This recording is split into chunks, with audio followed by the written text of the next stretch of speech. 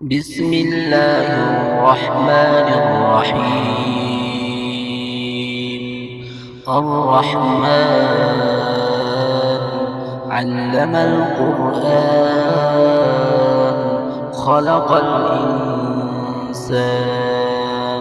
علمه البيان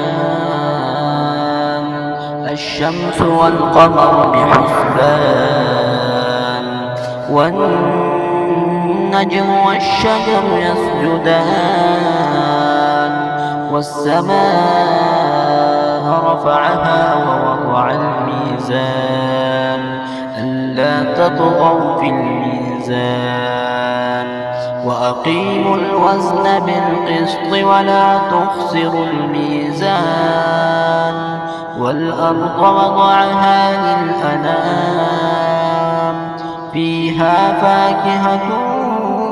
والنخل ذات الأكمام والحب ذو العصف والريحان فبأي آلاء ربكما تكذبان